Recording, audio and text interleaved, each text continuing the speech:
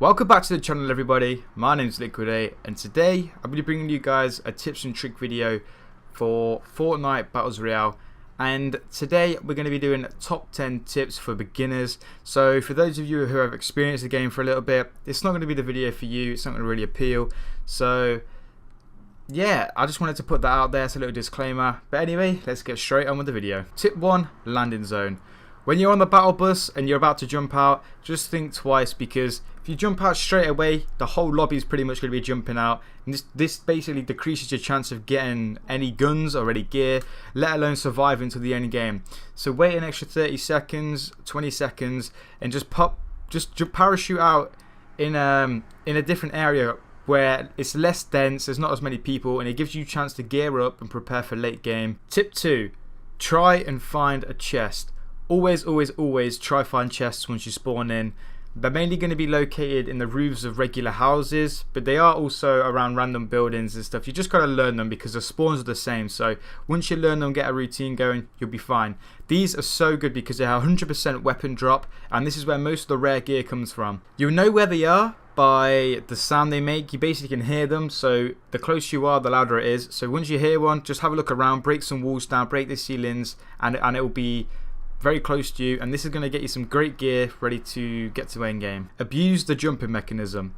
Basically, jumping in this game does not slow you down. It allows you to carry on the same speed. So if you're stuck in the middle of a crossfire, you're in the middle of an open field and people are shooting at you, if you're jumping, it's going to be much harder for them to hit you than if you're just running straight.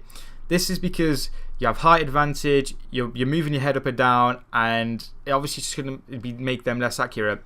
Also, it's a really good tip to jump when you're in a 1v1 situation, really close quarters. For example, if you have a shotgun, this will allow you to get easier headshots, but it will also put the enemy off. If you're jumping in their face, it's going to put them off, and it's going to be much harder to hit you. Tip number 4, looting fast. When you get a kill and they explode full of rare gear, you want to run over and pick it all up. That's just instinct. However, this is going to take too long, because if you're running over with your gun in your hand, you're going to be switching out your weapon all the time. You're going to be picking up the wrong weapons, and you're not there for that, you're there for the ammo. So a tip is to switch to your pickaxe and then loot it all. This basically only allows you to pick up the ammo, the bandages and things, and then it just leaves the guns at the end. So if there is a rare gun that you want to pick, you can then pick it up at the end when it's easier to point out which gun you're picking up, rather than when it's a massive cluster of all the loot that guy dropped. So tip number 4, looting fast by using a pickaxe. Tip number 5, don't loot straight after a kill. A lot of people do this, and it's a big mistake. As soon as you get a kill, you want to run over and pick all his loot up, and you're not paying attention to your surroundings. If you're in squads, this is the worst idea. You get a kill, you're down a player, and you've killed him. If you run over straight away, it's a guaranteed chance that his team are going to be around, and if you're there picking up loot, you're not watching them, and they can easily pick you off. So always, when you get a kill, just check around, just look around your surroundings, see if anyone's watching you, and if not, you can get the free loot, and if they are, then you know where they are. If they run over to the loot, then you're going to kill them as well, and you got twice as much loot. So just keep an eye on your surroundings when looting. Tip 6, ride in the storm. What I mean by this is basically staying close to the edges of the map. When the eye of the storm closes in, it's not going to do huge amounts of damage till right near the end of the game. And by this point, there's only going to be a couple of players left anyway. So early on in the game, if there's a few minutes left until the eye of the storm closes in, don't be afraid. Don't panic and run straight to the new safe zone every time a new one appears, because this is more likely going to get you killed than the storm itself, because people are still going to be in that area looting, and you're running straight through the middle to the next safe zone.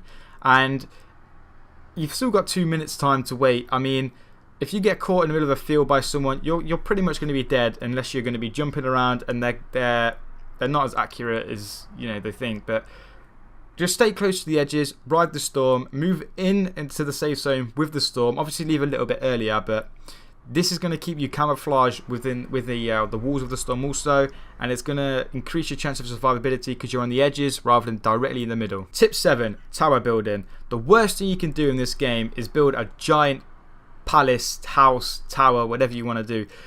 Everybody's going to want to do it when they first start because it's a new Battle Royale game where you can build. However, if you just smack a massive house in the middle of the map, people are going to 100% know you're in there, and they're going to expect you to be there, and they may sneak up on you or blow it up before you can even see them. The best towers you want to build are 1x1s and have a ramp. As you can see on screen, this is a really strong tower. You can build it a little high. Don't go too high, because obviously if it gets blown from underneath, you're going to take full damage. However, if you build these a few stories high, you get some good height advantage, and you get to scout out the map with these.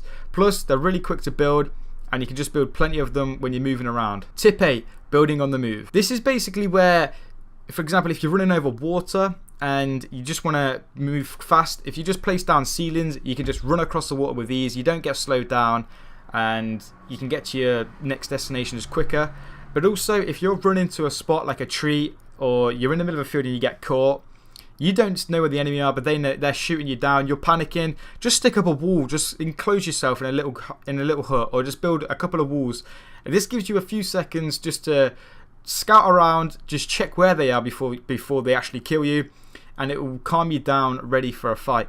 If you build in a wall, the first part of the wall isn't going to take much damage to destroy, but it's going to give you that little bit of time just to check and find them. Plus, it will give you a chance to relocate and reposition yourself, ready to fire back. Tip number 9, gun rarity.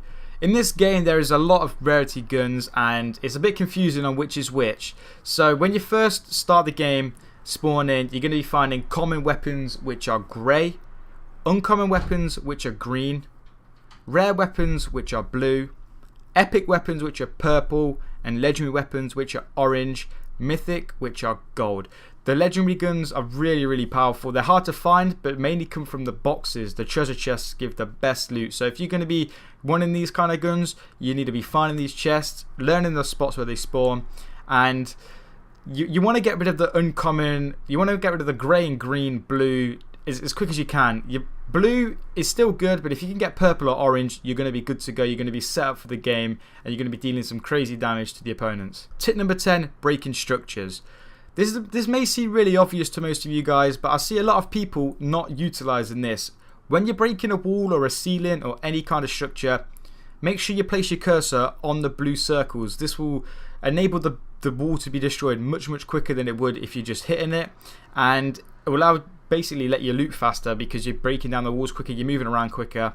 And in terms of using your rocket launchers and grenade launchers and grenades are really good in this game because they come in stacks of 3, so it's not hard to get loads of grenades. And if someone's building a structure and they've got an advantage on you because they've got a nice sniping spot, just obliterate it. Just chuck your grenades on, shoot with a rocket launcher, just blow it up with anything like a grenade launcher, or just chuck grenades. I mean, it's so fun and satisfying to blow up someone's structure in this game, and if you destroy it, they've got no cover, so you can easily pick them off afterwards. I hope you guys enjoyed my tips and tricks video. This is the first Fortnite video I've made on my channel, so I'd appreciate some feedback in the comments below. If you guys want to see some more, make sure you hit that like button.